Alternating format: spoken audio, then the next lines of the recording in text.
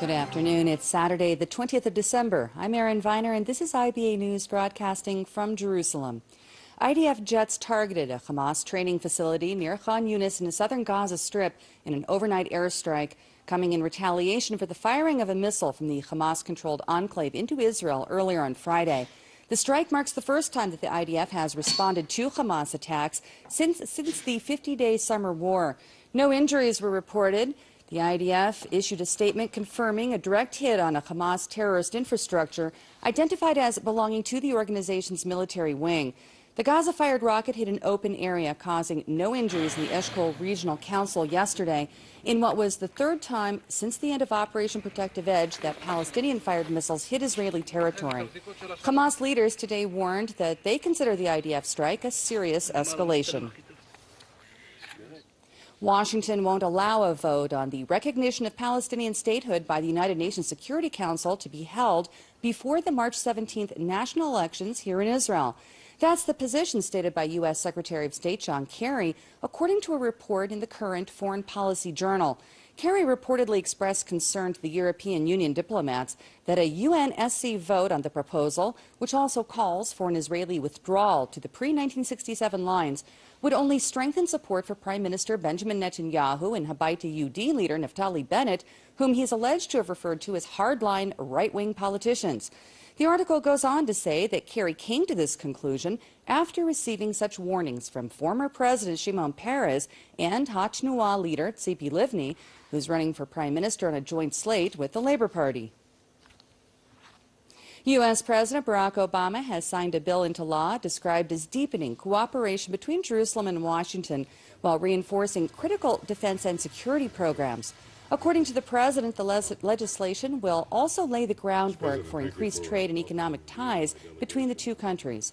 The signing of the U.S.-Israel Strategic Partnership Act also increased the value of emergency U.S. weaponry kept in Israel by $200 million to a total of $1.8 billion. It will promote closer links in the energy, water, homeland security, alternative fuel technology, and cybersecurity sectors, offering a guarantee that Israel will maintain a qualitative military edge over its regional enemies. Israel's delegation to the United Nations is denouncing the passage of a General Assembly resolution calling on Jerusalem to pay $850 million to Beirut for an oil spill during the Second Lebanon War. The non-binding resolution stated that the IDF created an environmental disaster during the conflict when an airstrike that hit oil tankers caused a slick that spanned the entire Lebanese coastline and part of Syria's. Israel and Hezbollah waged a month-long conflict in 2006, sparked by a cross-border raid by the Shiite terror group, during which 2 IDF reservists were abducted and killed. The UN compensation bill passed with a vote of 170, with 3 abstentions. 6 nations voted against it, including Israel, the United States, Canada, Australia, Micronesia, and the Marshall Islands. The Israeli delegation issued a statement that the government responded immediately to the oil slick incident by cooperating closely with the United Nations Environmental Program, as well as other UN agencies and NGOs to address the environmental situation in Lebanon. The statement went on to accuse the United Nations of having no other purpose for passing the resolution other than to contribute to the institutionalization of the anti-Israeli agenda at the world body. In heightened tensions in the West Bank following the death of a Palestinian minister in clashes with security forces last week, Palestinians rioted throughout the area on Friday. After holding a protest march, an estimated 500 rioters threw rocks at IDF soldiers in the village of Turmurs Aya, where Ziad Abu Ain died of a heart attack after confronting border police. 2 Palestinians reportedly suffered light injuries after troops utilized crowd dispersal methods. IDF forces also used the same dispersal tactics to break up a riot in Kalandia, where some 50 Palestinian youths also hurled rocks at them. The latest violence also follows months of unrest and a series of Palestinian terror attacks against Jews in Jerusalem, Tel Aviv, and the West Bank. Returning now to the Palestinian submission of a resolution for statehood recognition to the UN Security Council, and political commentator Gil Troy told IBA's Ari O'Sullivan that he's not very concerned about the issue because he places such little stock in the world body. There's this fantasy that the UN is important, and there's this fantasy among the Palestinians that the more world support they get, the better off they are in Israel. In fact, the more they play to the world stage, the more they play to the UN's poisoned atmosphere, the more they lose credibility in Israel. And they're forgetting their most important audience is Israelis and the Israeli leadership. And the more they play the game of BDS, of boycott, divestment, and sanctions, the more they play the game of delegitimization, the more they circumvent diplomacy and go to the UN channels and the European channels, the less chance they have of getting the people with the levers of power, which is Israel, to make a move. What has to happen is, if there's going to be any kind of progress, Israelis and Palestinians have to speak to each other. And Israelis and Palestinians both have to say, this is my comfort zone. This is where I'm willing to go in order to try to have some kind of peace. To have a peace that's imposed from the outside will not work. Do you think that the Palestinians want a state? I think it's hard to speak about the Palestinians and what they want. I think there are some Palestinians who want a state. I think there's a critical mass of Palestinians who don't take leadership in the fight against terror, who don't take leadership in the fight against delegitimization, and in fact the opposite, spread terror, spread delegitimization, and they are responsible in many ways for the ongoing tragedy of the Palestinians. If the Palestinians wanted a state, if the Palestinians wanted to create a democratic state, if the Palestinians had wanted to build a model, let's say in Gaza, instead of having it turn into Hamasistan, if the Palestinians had started in the West Bank to build civil society, as they started to do with their Prime Minister Fayyad, and now he's out, you would see progress. Israelis, there's a critical mass of Israelis who are anxious to have some kind of peace, who are anxious to have some kind of deal. We still haven't gotten over the trauma of Oslo. We still haven't gotten over the trauma of Gaza. We still haven't gotten over the trauma of withdrawing from southern Lebanon. Every time Israel has pulled out, violence has come in. Until we can see why pulling out leads to democratic stability and peace, it's going to be this intractable conflict. And finally, getting back to the elections, how much of this is going to play a part in the election agenda, Palestinian-Israeli conflict? I was talking to a friend of mine, and I was saying that, you look at Bougie Herzog and Tzipi Livni, and this was last week when the polls were showing a critical mass. Perhaps they're the ones who can lead us out of this mess. And he very cynically said, "Oh, don't bother voting for them; just vote directly for Abbas." He's clearly somebody from the right, and to him and to many others, that's the issue. Milky, schmilky, German, not German, doesn't matter. They look at the issue of who are our enemies and who's going to protect us. And part of the reason why you never can discount Bibi Netanyahu is because Bibi Netanyahu has served the Israeli state very well and very honorably for many years. People know him and trust him as someone who, during wartime and during peacetime, is solid and stable. And to the extent that we are all aware of the fact, from left to right, that we have enemies in the north, and we have enemies in Gaza, and we have enemies all around us, you need someone stable at the helm. And the ability of the Palestinians to, with one spectacular terrorist attack, make this election all about security and shift everything to the right is actually quite scary, because in many ways what we are doing is we're allowing them to have power over our democratic destiny.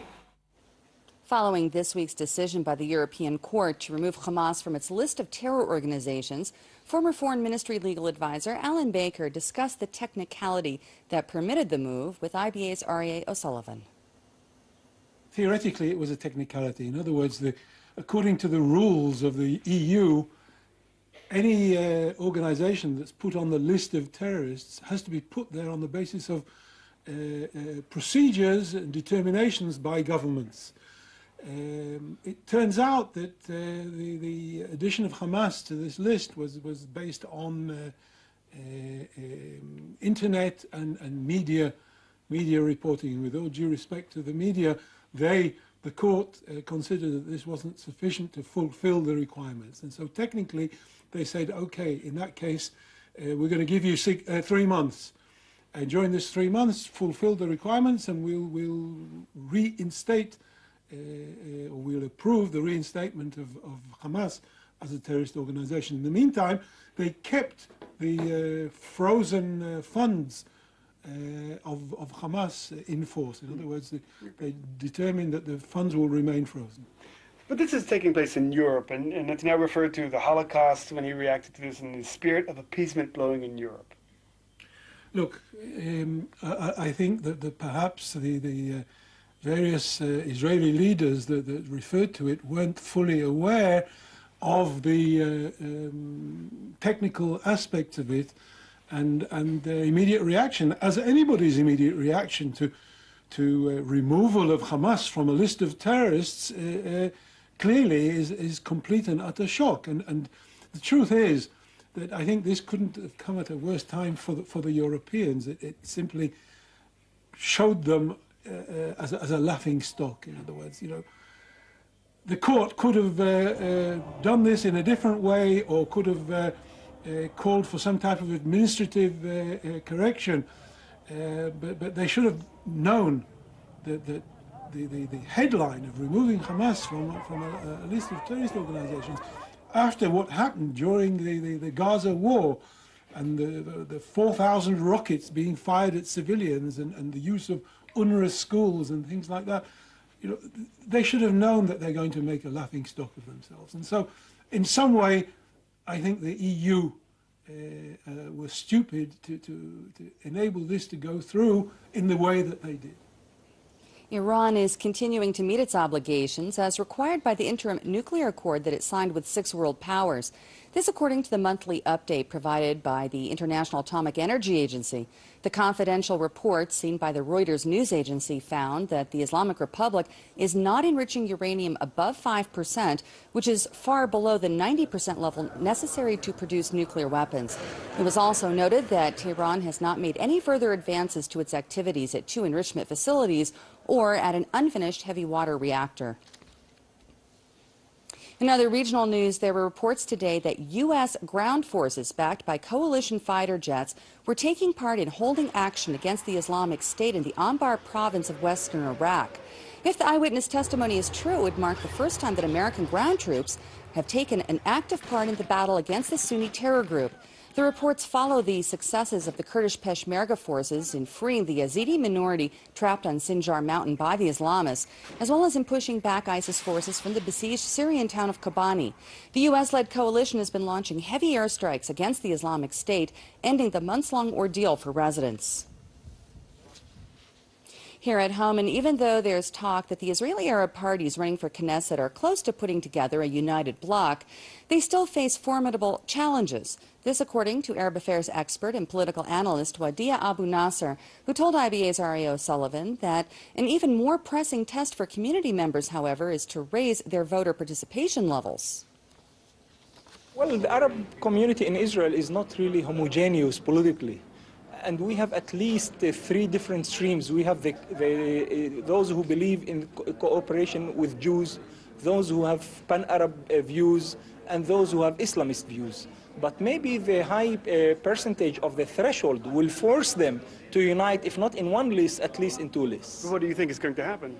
Well, what I'm sure is that it would be very risky that the current parties to run separately in the coming elections, because most of them has between 3 to 4 seats, which is practically the threshold. And here we are talking about very high risk. Therefore, now there are talks, as far as I understood, about at least 1 list, although that there are some ideological and also some ego problems, you know, still some debates on who will be number 1, number 2.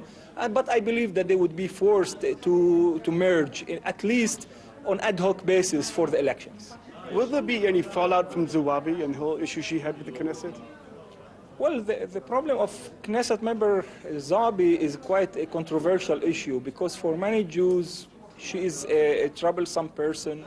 But, you know, the way that she is treated, you know, sometimes it antagonizes the entire Arab sector. So even those who don't support Zabi, they find themselves cornered.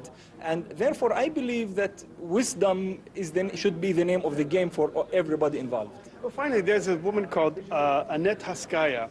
She's a Muslim woman, but she's running for the Beit Yehudi, and she claims to represent the true Israeli Arab voice, that the leaders of the Arab community now are not worried about the Israeli community, they're worried about Palestinians, and she's the true voice. Do you think there's something to that?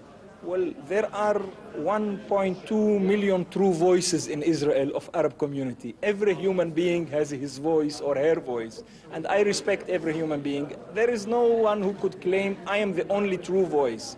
We respect everyone, and I believe the political parties should be, we are in a democratic game, and I believe there is a place for every view. And would you be able to say what kind of percentage of the Arab vote of Israel do not vote for Arab parties? Well, I believe the main problem is the vote that most Arabs now, or not, if not most Arabs, at least 50% of the Arabs lost faith in the system. So since the year 2000, we have no more than 52% voting. I believe this is the main challenge for all parties, especially, of course, the Arab parties, because the potential is about 24 seats, while the Arab parties altogether are having nowadays 11. So I believe this is a very important challenge that should be overcome, not only by the Arab parties, but also by the State of Israel to integrate its Arab population and other populations that to lead them to believe that we are really in a real democratic game. As members of Havana's Jewish community gathered for Hanukkah festivities this week, discussions were dominated by news of the historical shift in policy between Cuba and Washington, as well as the release of American Jew Alan Gross after 5 years in prison as part of that deal. I feel extraordinarily blessed and privileged to be here. Hanukkah, the holiday which we're celebrating now, really celebrates the idea of freedom from darkness, freedom from oppression, freedom truly to add in our own way something to this world of ours, and that's what's happened. Alan Gross was freed. He's home with family and friends, and on Hanukkah no less. We're here in Cuba to celebrate with the Cuban people this overcoming by spirit, really, not by might and not by power, but by spirit. That verse from the prophet Zechariah, that spirit will prevail in the world, and you feel it all around us here. Everyone is celebrating, everyone is dancing, and there is a possibility of freedom that awaits, which is so important. You know, I started crying when my guide called me at 9 a.m. and we happened to have been at the Sina, at the intersection. And they didn't tell us anything, and I burst screaming. Alan Gross was released. What a relief. And then, of course, we all ran to watch TV at noon, and we watched both Obama and President Castro, and everyone was clapping, crying, cheering, hugging, and everybody was congratulating everybody. It was just such a beautiful moment. And now let's take a look at several special Hanukkah lighting ceremonies throughout the world during this year's Festival of Lights.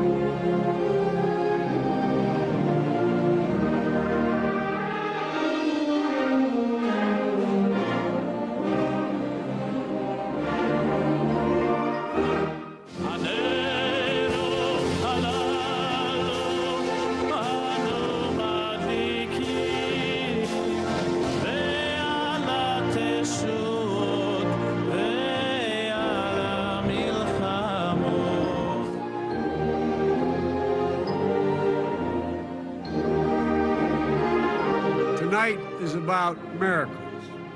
The miracle of courageous warriors overcoming great odds to preserve the culture, the identity, and the freedom of a people.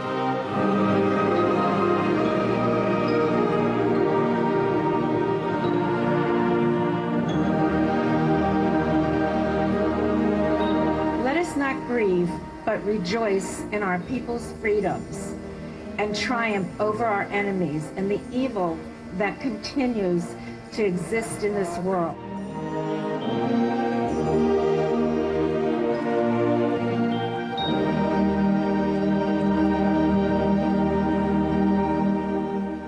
As part of the holiday festivities by Israel's small Christian community, thousands lined the streets of Nazareth to participate in the lighting of a Christmas tree in the city, revered as the hometown of Jesus and his mother Mary.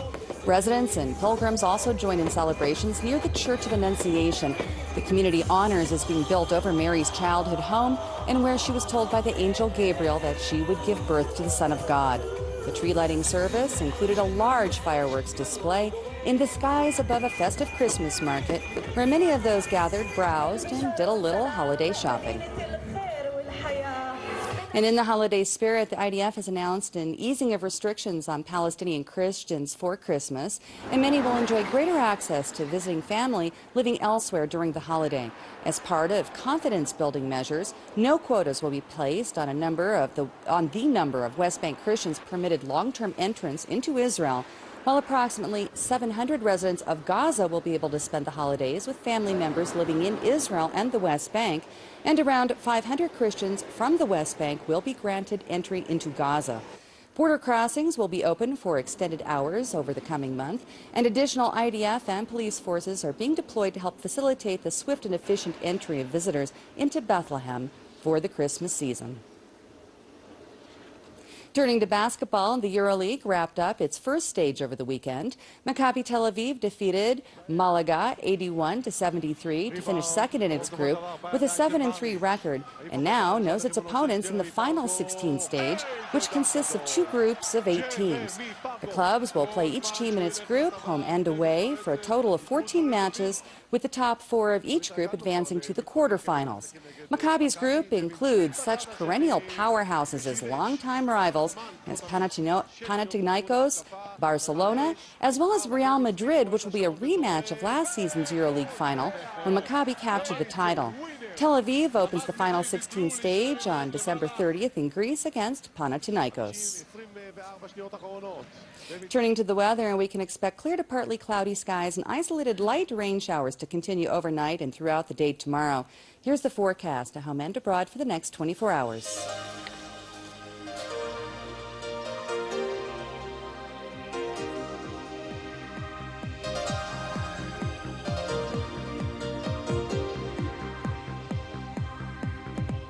Thank you for joining us this afternoon. We hope to see you again tomorrow, and I'll be back to bring you the latest breaking news from Israel. I'm Erin Viner, wishing you a great week, happy Hanukkah, and shalom from Jerusalem.